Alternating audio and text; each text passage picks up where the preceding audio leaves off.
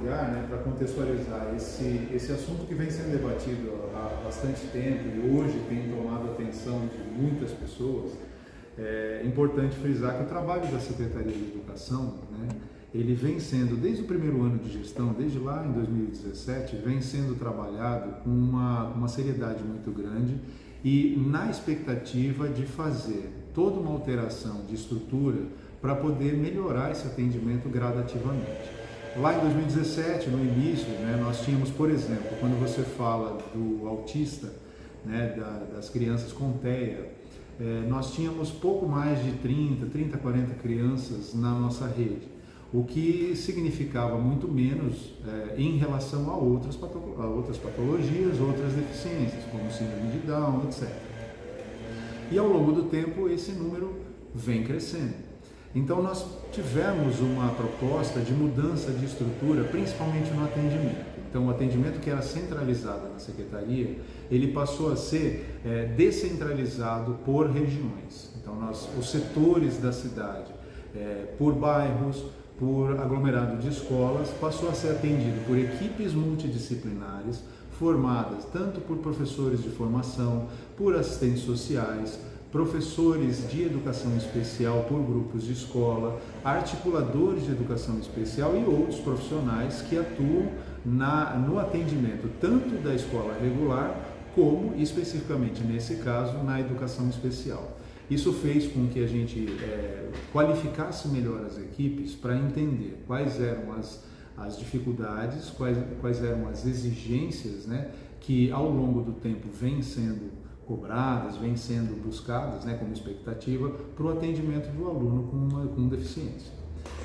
A Secretaria, nessa perspectiva, ela teve um aumento significativo da quantidade dos alunos com deficiência, notadamente o TEA, que passou de cerca de 40 crianças, mais ou menos, né, aproximadamente lá em 2017. Hoje nós temos mais de 440 crianças com autismo, nos mais diferentes espectros, né, seja ele leve, moderado ou grave, e isso tem nos trazido um desafio muito grande, que é essa ampliação de atendimento, a qualificação nesse atendimento e principalmente na identificação do melhor atendimento no aspecto pedagógico, né? Porque como nós explicávamos aí na nossa conversa, nós temos para a criança, nós temos o aspecto médico, o aspecto clínico, nisso vão incidir as terapias, o medicamento, os diagnósticos que são feitos, os laudos que são feitos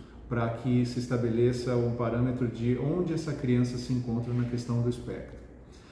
Nós temos a vertente educacional. Na vertente educacional, nós temos os profissionais especializados para identificar quais são as melhores condutas, quais são as melhores estratégias e o que a criança precisa no âmbito escolar para que ela tenha o seu pleno desenvolvimento, o melhor potencial que ela apresentar. Porque o autista ele pode apresentar deficiência nas suas aprendizagens e, em alguns aspectos, apresentar altas habilidades em outros aspectos.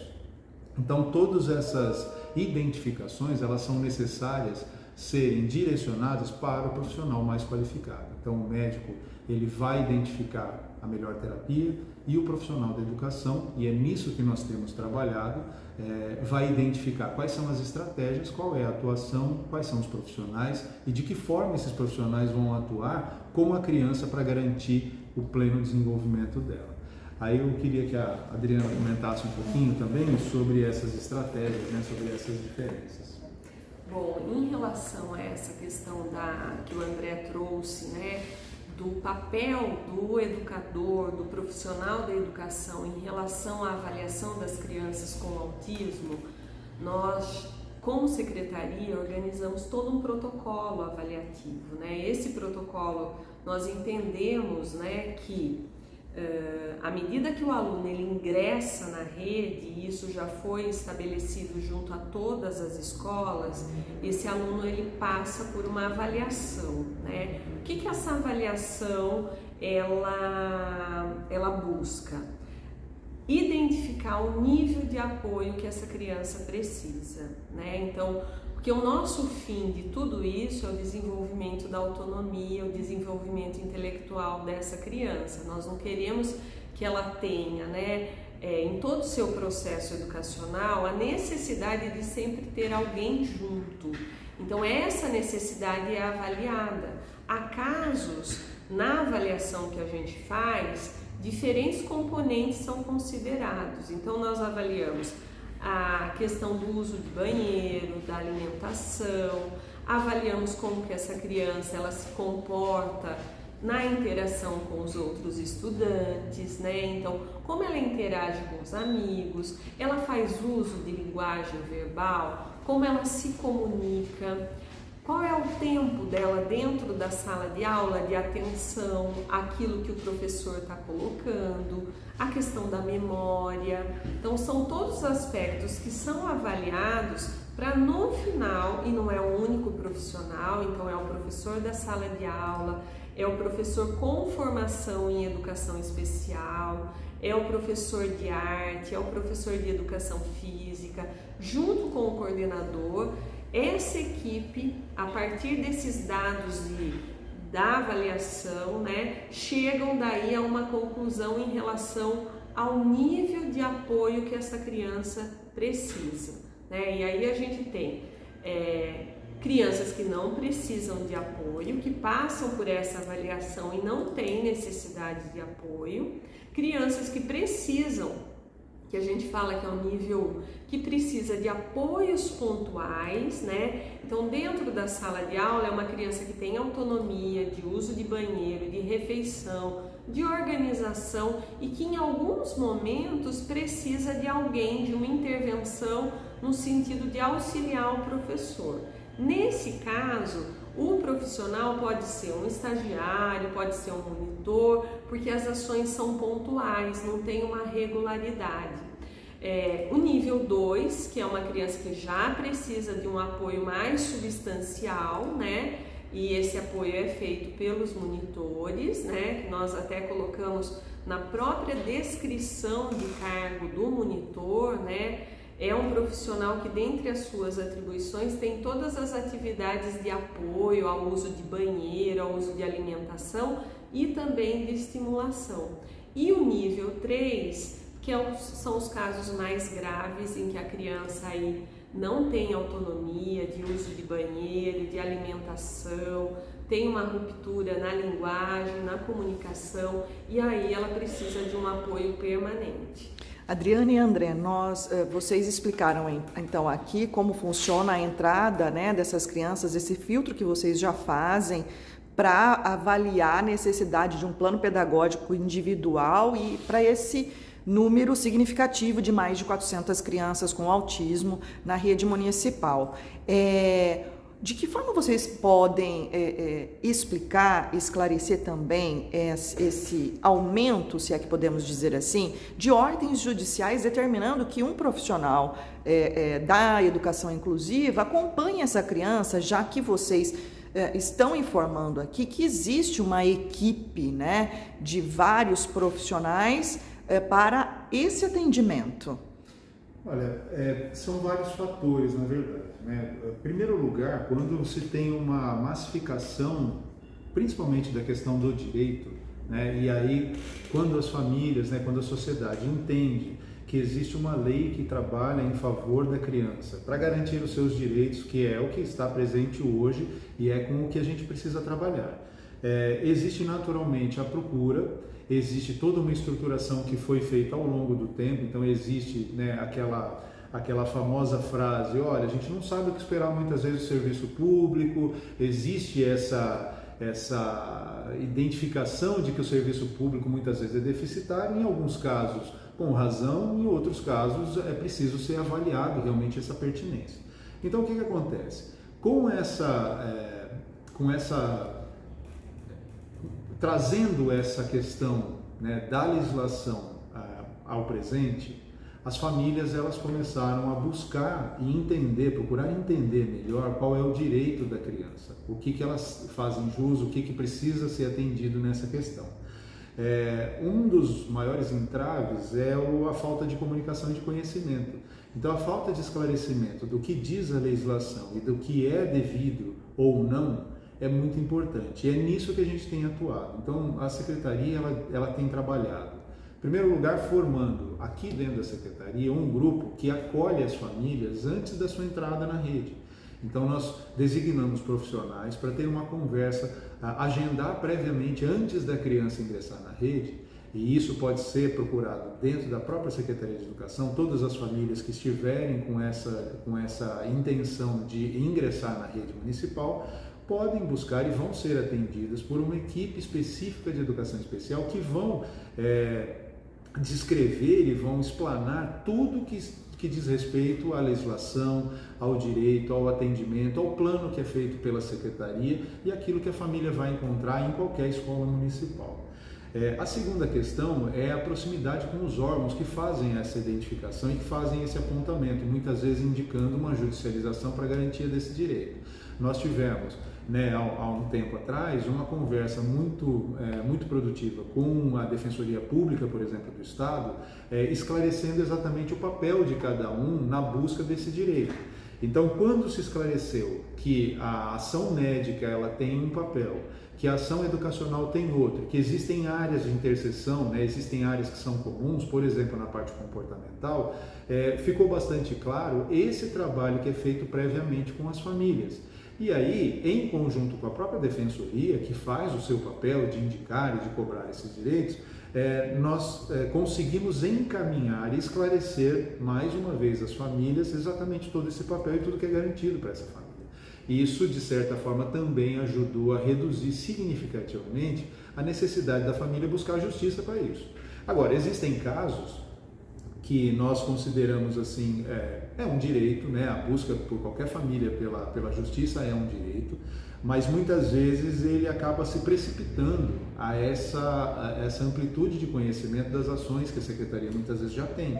Então, quando se vai à questão judicial, quando se ingressa nessa questão judicial, aí você acaba não tendo diálogo. Na esfera judicial, você cabe simplesmente a resposta dos autos, a defesa, a argumentação, e normalmente a gente acaba cumprindo aquilo que é determinado pela justiça.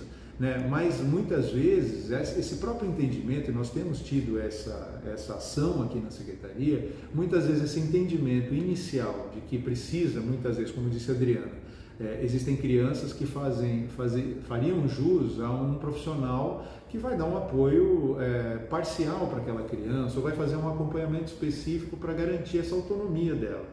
E muitas vezes a determinação judicial é de um acompanhante exclusivo, desnecessário, muitas vezes na visão educacional.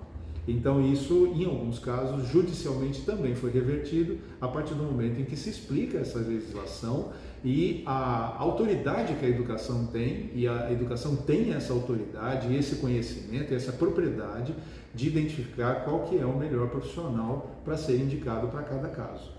Então isso, agora, é um fato de que a judicialização ela ampliou muito em função do desconhecimento ou da busca por um conhecimento mais aprofundado desse direito e, ao mesmo tempo, pela ampliação dos casos. Nós vimos claramente que a quantidade de crianças com TEA na rede municipal cresceu exponencialmente e isso, por um lado, é bom, como a gente diz, significa que as famílias têm buscado a inclusão, têm buscado o direito da criança, que ele seja garantido através de um processo educacional regular, como tem que ser feito, mas ao mesmo tempo tem esses desafios que o município precisa se organizar, precisa identificar quais são as necessidades e quais são as melhores indicações para que a gente garanta o direito de uma forma plena.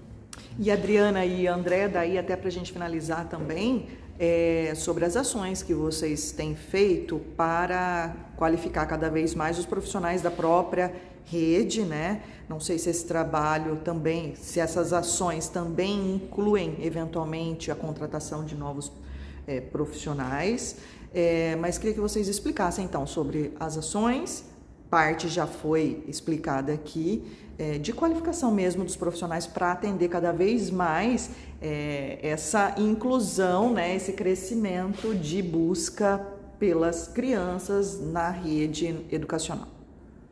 Bom, a questão da formação, Desde 2017 nós estruturamos um processo contínuo de capacitação dos profissionais, né? Nesse processo, mensalmente, os professores, né, passam por formações específicas. No caso da educação especial, eles vêm à secretaria, recebem essa formação, e os monitores, os acompanhantes também, porque a gente entende que esse trabalho precisa ser qualificado continuamente, né? Não é um processo que se encerra num único curso. Então, continuamente nós estamos agora num processo de formação para todos os monitores por meio da plataforma que nós temos, que é o Performe. Então, todos os monitores, todos os acompanhantes de estudantes, né, com TER, estão passando por esse processo de formação que vai encerrar agora, o ciclo se encerra agora em junho, e depois nós iniciamos um outro ciclo de formação. Além das formações oferecidas pela Secretaria, também nós temos a contratação de assessoria externa em relação ao movimento de inclusão, aos processos que nós estamos realizando e à capacitação também de professores. No caso deste ano, a assessoria, quem está conduzindo essa assessoria é a empresa Lunaaba, no qual o professor Lucelmo, né, o professor Dr. Lucelmo, que é um grande especialista nessa área de autismo, tem nos orientado e formado tanto a equipe técnica da Secretaria quanto a equipe das unidades escolares. E as famílias que ainda têm dúvidas sobre essa questão, as famílias que buscam aí, que deverão incluir seus filhos na rede, o que elas podem fazer, quais são os canais de comunicação que elas têm aqui com a educação? Até para que se evite, né, judicialização. Sim, na verdade, diretamente aqui na própria Secretaria Municipal de Educação, nós temos as equipes que fazem um atendimento prévio, nós temos uma equipe de formação, né, de técnicos específicos em educação especial. Aqueles que já fazem parte da rede podem conversar, podem agendar, vão ser atendidos, seja pelos professores, seja pelos articuladores de educação especial, para quem está na rede. Quem vai ingressar pode buscar os canais da Secretaria Municipal de Educação, vão ser atendidos pela equipe de educação especial e vão ter todas as informações à sua disposição para saber exatamente quais são as recomendações, em qual a perspectiva que cada escola que a família deseja está se inscrevendo, está matriculando seus filhos, qual é a rede de apoio, qual o tempo médio, quais são as estratégias adotadas específicas para cada uma das crianças. Vai ter uma avaliação prévia do laudo, né, que a criança já apresenta, eventualmente se ela já vem laudada, já vem com esse diagnóstico, nós já vamos ter uma conversa sobre essa perspectiva, o que esperar, quais são as potencialidades, quais são os trabalhos que vão ser desenvolvidos, enfim. A Secretaria ela está aberta para essa recepção, para que a gente, mais uma vez, foque na informação, né, na preparação da família, para que a gente não precise chegar no âmbito realmente da judicialização.